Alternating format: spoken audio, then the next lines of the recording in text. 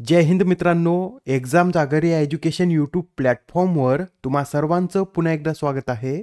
मित्रांनो, या आधीच्या सत्रामध्ये तुमच्यासाठीचा प्रश्न होता, भारत भूतान सीमेवरील पहिले एकात्मिक चेकपोस्ट कोणत्या राज्यात स्थापन करण्यात आले? या प्रश्नाचं उत्तर आहे पर्याय क्रमांक 3, म्हणजेच भारत भूतान सीमेवरील पहिले एकात्मिक चेकपोस्ट हे आसाममध्ये स्थापन करण्यात आले. आसाममध्ये कुठे? तर आसाममधील दरंगा येथे हे चेकपोस्ट स्थापन करण्यात आला असून हे 14.5 एकरमध्ये पसरलेला आहे. आजच्या सत्राचा पहिला प्रश्न पहा. नुकत्याच पार पडलेल्या महिला आशियाई चॅम्पियन्स ट्रॉफीचं विजेतेपद कोणी पटकावले? मित्रांनो, अत्यंत महत्त्वाचा प्रश्न आहे. या महिला आशियाई चॅम्पियन्स ट्रॉफीचं विजेतेपद हे आपल्या भारतानं पटकावलेलं आहे. भारतीय महिला संघाने अंतिम सामन्यात चीनला 1-0 असं हारून या स्पर्धेचं विजेतेपद तिसऱ्यांदा पटकावलं आहे. याआधी भारताने 2016 व 2023 मध्ये सुद्धा ही स्पर्धा जिंकली होती. या विजयासह भारताने आता दक्षिण कोरिया या देशाची बरोबरी केली आहे. भारत आणि दक्षिण कोरिया ही स्पर्धा सर्वाधिक वेळा जिंकणारे देश ठरले आहेत. या दोन्ही देशांनी 3-3 वेळा ही स्पर्धा जिंकली. बरं, या स्पर्धेतील सर्वोत्कृष्ट खेळाडूचा पुरस्कार कोणाला देण्यात आला? तर दीपिका सेहरावत यांना हा पुरस्कार देण्यात आला. त्यांनी या स्पर्धेत एकूण 11 गोल करत सर्वोत्तम कामगिरी केली व दीपिका सेहरावत यांच्या महत्त्वपूर्ण खेळीमुळेच भारत या स्पर्धेतील एकही सामना हरलेला नाही. बरं, सर्वात महत्त्वाचा प्रश्न की या स्पर्धेचं आयोजन कोठे करण्यात आलं होतं? तर या स्पर्धेचं आयोजन आपल्या भारतातील बिहार या राज्यामध्ये करण्यात आलं होतं. या स्पर्धेतील सामने बिहार राज्यातील राजगीर स्टेडियमवर खेळवण्यात आले असून ही स्पर्धा 11 ते 20 नोव्हेंबरपर्यंत चाललेली आहे. मित्रांनो, इमेजमध्ये तुम्हाला जो मॅस्कॉट दिसत आहे याचं नाव काय आहे? तर गुडिया असं या मॅस्कॉटचं नाव आहे व ही या स्पर्धेची एकूण 8वी आवृत्ती होती. याबरोबरच हे सुद्धा नोट करून घ्या, याआधी 2023 मधील स्पर्धेचं आयोजन भारतातील रांची या शहरात करण्यात आलं होतं. 2021 मध्ये ही स्पर्धा दक्षिण कोरियामध्ये आयोजित करण्यात आली होती. विजेता संघ जपान होता. 2018 मध्ये सुद्धा याचं आयोजन दक्षिण कोरियामध्येच करण्यात आलं होतं व विजेता दक्षिण कोरियाच होता. 2016 मध्ये ही स्पर्धा सिंगापूरमध्ये आयोजित करण्यात आली होती. विजेता भारत व पहिल्यांदा या स्पर्धेचं आयोजन 2010 मध्ये करण्यात आलं होतं व ही स्पर्धा त्यावेळेस दक्षिण कोरियात आयोजित करण्यात आली होती. प्रश्न क्रमांक 2, अलीकडेच कोणत्या देशाने पंतप्रधान मोदी यांना आपला सर्वोच्च नागरी पुरस्कार द ऑर्डर ऑफ एक्सेलन्स हा जाहीर केला? मित्रांनो, द ऑर्डर ऑफ एक्सेलन्स पुरस्कार हा गयाना या देशाचा सर्वोच्च नागरी पुरस्कार असून गयाना या देशाने सुद्धा आता पंतप्रधान मोदी यांना आपला सर्वोच्च नागरी पुरस्कार जाहीर केला आहे. गयाना बरोबरच बार्बाडोस या देशाने सुद्धा आपला सर्वोच्च नागरी पुरस्कार honorary order of freedom of Barbados हा मोदी यांना देण्याचं घोषित केलं आहे. आता या दोन देशांबरोबरच मोदी यांच्या जगभरातील देशाकडून मिळालेल्या राष्ट्रीय सन्मानांची संख्या ही 19 इतकी झाली आहे. याआधी पंतप्रधान मोदी यांना नायजेरिया या देशाने सुद्धा सन्मानित केला आहे व मोदी यांना सन्मानित करणारा नायजेरिया हा 17वा देश ठरला होता. मोदी यांना पुरस्कार जाहीर करणारा 16वा देश कोणता? तर डोमिनिकन रिपब्लिक हा मोदी यांना पुरस्कार जाहीर करणारा 16वा देश आहे. याआधी पंतप्रधान नरेंद्र मोदी यांना ज्या 15 देशांनी सन्मानित केलं त्यांची ही लिस्ट आहे. याचं सुद्धा स्क्रीनशॉट काढून घ्या. व या पुरस्कारामधीलही अत्यंत महत्त्वाचे पुरस्कार म्हणजे भूतान आणि रशिया या देशाचे, कारण भूतान आणि रशिया या दोन्ही देशांनी आपला सर्वोच्च नागरी पुरस्कार 2024 मध्ये मोदी यांना वितरित केला आहे. एक्झाममध्ये आपल्याला विचारलं जाऊ शकतं की ऑर्डर ऑफ द ड्यूक गाल्पो हा पुरस्कार कोणत्या देशाद्वारे देण्यात येतो? तर हा पुरस्कार भूतानद्वारे देण्यात येतो. तर ऑर्डर ऑफ सेंट अँड्रू पुरस्कार रशिया या देशाद्वारे देण्यात येतो. प्रश्न क्रमांक 3, 2023च्या इंदिरा गांधी शांतता पुरस्काराने कोणाला सन्मानित करण्यात आले?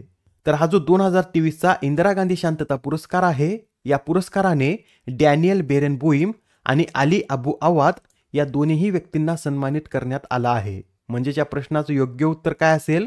तर पर्याय क्रमांक 4 हे या प्रश्नाचं उत्तर आहे. मित्रांनो, 19 नोव्हेंबर हा इंदिरा गांधी यांचा जन्मदिवस आहे व याच दिवशी या पुरस्काराचं वितरण करण्यात आलं. हा जो इंदिरा गांधी शांतता पुरस्कार आहे याची स्थापना इंदिरा गांधी मेमोरियल ट्रस्टद्वारे 1986 मध्ये करण्यात आली होती. या पुरस्कारामध्ये रोख पारितोषिक म्हणून 25 लाख रुपये देण्यात येतात व हा पुरस्कार शांतता, निःशस्त्रीकरण आणि विकास या 3 श्रेणींमध्ये देण्यात येतो. हे जे यंदाचे विजेते आहेत यांच्याविषयी सुद्धा थोडक्यात माहिती नोट करून घ्या.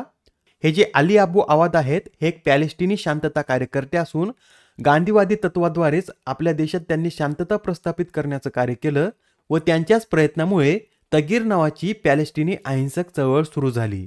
हे जे डॅनियल बेरेनबोइम आहेत, यांचा जन्म अर्जेंटिना या देशात झाला असून ते एक प्रशिक्षित शास्त्रीय पियानो वादक व संयोजक आहेत. पश्चिम आशियामध्ये सुसंवाद वाढवण्यासाठी संगीताचा वापर करण्याच्या अथक प्रयत्नांसाठी ते ओळखले जातात. आता हा प्रश्न पहा, यात काय विचारला आहे, तर 31व्या आशियाई पॅसिफिक इकॉनॉमिक कोऑपरेशन आर्थिक नेत्यांच्या बैठकीचं आयोजन कोठे करण्यात आले होते? या प्रश्नाचं उत्तर आहे पर्याय क्रमांक 1. तर ही बैठक पेरू या देशामध्ये आयोजित करण्यात आली होती. पेरूमध्ये कोठे? तर पेरूमधील लिमा येथे 15 आणि 16 नोव्हेंबर रोजी ही परिषद पार पडली असून या बैठकीची यंदाची थीम काय होती? तर एम्पॉवर, इन्क्लूड आणि ग्रो अशी या बैठकीची थीम होती. बरं, एक छोटासा प्रश्न, या आशियाई पॅसिफिक इकॉनॉमिक कॉर्पोरेशनचा भारत सदस्य आहे का? तर भारत या कॉर्पोरेशनचा सदस्य नाही. लक्षात ठेवा, भारत या आशियाई पॅसिफिक इकॉनॉमिक कॉर्पोरेशनचा सदस्य नाही. या संघटनेचं मुख्यालय कुठे स्थित आहे? तर सिंगापूर येथे या संघटनेचं मुख्यालय स्थित आहे. प्रश्न क्रमांक 5. मित्रांनो, आताच आपण पाहिलं होतं की ब्राझीलमध्ये 19व्या G20 समिटचं आयोजन करण्यात आलं होतं व या G20 समिटमध्ये ब्राझीलने G20चं अध्यक्षपद कोणत्या देशाकडे सोपविले? महत्त्वाचा प्रश्न आहे. आता पुढच्या वर्षासाठी दक्षिण आफ्रिका हा G20चा अध्यक्ष असेल. बरं, या G20ची स्थापना कधी करण्यात आली? तर G20ची स्थापना 26 सप्टेंबर 1999 रोजी G7 गटाद्वारे करण्यात आली. या G20 मध्ये एकूण 19 देशांचा समावेश आहे व इतर 2 संघटना सुद्धा यात सामील आहेत. आता त्या संघटनेची नावे तुम्हाला कमेंटमध्ये सांगायची आहेत. प्रश्न क्रमांक 6. भारतातील सूक्ष्मजीव क्षमता उघड करण्यासाठी कोणत्या उपक्रमाचे अनावरण करण्यात आले? मित्रांनो, आता भारतातील सूक्ष्मजीव क्षमता उघड करण्यासाठी वन डे वन जिनोम या उपक्रमाचं अनावरण करण्यात आलं. कोणता उपक्रम? तर वन डे वन जिनोम असं या उपक्रमाचं नाव आहे. या उपक्रमाअंतर्गत काय केलं जाईल? तर भारतातील सूक्ष्मजीव संपत्तीचा नकाशा तयार करण्याचं कार्य या उपक्रमाअंतर्गत करण्यात येईल व या उपक्रमाचा उद्देश भारताच्या पर्यावरण, शेती आणि मानवी आरोग्यामध्ये महत्त्वाची भूमिका बजावणाऱ्या अद्वितीय जीवाणू प्रजातींचे महत्त्व अधोरेखित करणे अशी आहे. या उपक्रमाची घोषणा कोणी केली? तर अमिताभ कांत यांनी या उपक्रमाची घोषणा केली. नेक्स्ट क्वेश्चन पहा. कोणत्या कंपनीने जगातील पहिल्या AI आणि 5G दूरसंचार नेटवर्कचे अनावरण केले? तर आता जगातील पहिल्या AI आणि 5G दूरसंचार नेटवर्कचे अनावरण हे NVIDIA या कंपनीनं केलं आहे. NVIDIA एक चिप निर्माता कंपनी असून या कंपनीने सॉफ्टबँक समूहाच्या सहकार्याने हे नेटवर्क विकसित केलं आहे. हे नेटवर्क एकाच वेळी AI व 5G वर्कलोड चालवू शकतं व ही प्रक्रिया artificial intelligence radio access network म्हणून ओळखली जाते. प्रश्न क्रमांक 8. टाटा स्टील चेस इंडिया ब्लिट्झचे विजेतेपद कोणी पटकावले? या प्रश्नाचं उत्तर आहे पर्याय क्रमांक 1 म्हणजेच मॅग्नस कार्लसन यांनी या स्पर्धेचं विजेतेपद पटकावलं आहे. मित्रांनो, याआधी 2019 मध्ये मॅग्नस कार्लसनने या स्पर्धेचं विजेतेपद पटकावलं होतं व त्यानंतर आता दुसऱ्यांदा कार्लसनने दुहेरी विजेतेपद पटकावलं आहे. कमेंटमध्ये सांगा की मॅग्नस कार्लसन हे कोणत्या देशाचे चेस खेळाडू आहेत. प्रश्न क्रमांक 9. भारतीय लष्कराच्या संयुक्त विमोचन 2024 या वार्षिक सरावाचे आयोजन कोठे करण्यात आले? तर हा जो संयुक्त विमोचन लष्करी सराव आहे याचं आयोजन गुजरातमध्ये करण्यात आलं होतं. गुजरातमध्ये कोठे? तर गुजरातमधील अहमदाबाद आणि पोरबंदर येथे या सरावाचं आयोजन 18 आणि 19 नोव्हेंबर दरम्यान करण्यात आलं होतं व या अभ्यासात 9 देशांनी भाग घेतला होता. याविषयी या सरावाची थीम सुद्धा नोट करून घ्या. Cyclone in the coastal region of Gujarat अशी या सरावाची थीम होती. प्रश्न क्रमांक 10. भारत सरकारच्या कोणत्या मंत्रालयाने 2024च्या जागतिक शौचालय दिनानिमित्त हमारा शौचालय हमारा सन्मान ही मोहीम सुरू केली?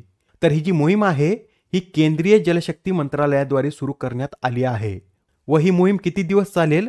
तर 3 आठवडे ही मोहीम चालणार आहे. आजच्या सत्रामधील शेवटचा प्रश्न पहा. दरवर्षी जागतिक मत्स्यपालन दिवस कधी साजरा केला जातो? तर हा जो जागतिक मत्स्यपालन दिवस आहे हा दरवर्षी 21 नोव्हेंबर रोजी साजरा केला जातो व हा दिवस पहिल्यांदा 1997 मध्ये आयोजित करण्यात आला होता. मित्रांनो, भारताने 2019-20 मध्ये एकूण 142 लाख टन मत्स्य उत्पादन केलं होतं व या क्षेत्रातील भारताचा जागतिक वाटा हा 8% इतका आहे. याच कालावधीत भारताने 46,662 कोटीची मत्स्य निर्यात केली असून याचा हिस्सा भारताच्या एकूण कृषी निर्यातीत 18% इतका उच्च आहे. भारताने 2024-25 या वर्षात 22 दशलक्ष मेट्रिक टन मत्स्य उत्पादनाचं लक्ष्य ठेवलं आहे. आजच्या सत्रामधील तुमच्यासाठीचा प्रश्न पहा. भारताचे पुढील नियंत्रक आणि महालेखापरीक्षक म्हणून कोणाची नियुक्ती करण्यात आली? आता या प्रश्नाचं उत्तर कमेंटमध्ये देण्याचा प्रयत्न करा. उत्तर चुकलं तरी काय हरकत नाही, कारण ज्यावेळेस तुम्हाला या प्रश्नाचं योग्य उत्तर माहित होतं त्यावेळेस हा प्रश्न तुमच्या दीर्घकाळापर्यंत लक्षात राहतो. तर आता पुढच्या सत्रामध्ये पुन्हा भेटूया. धन्यवाद.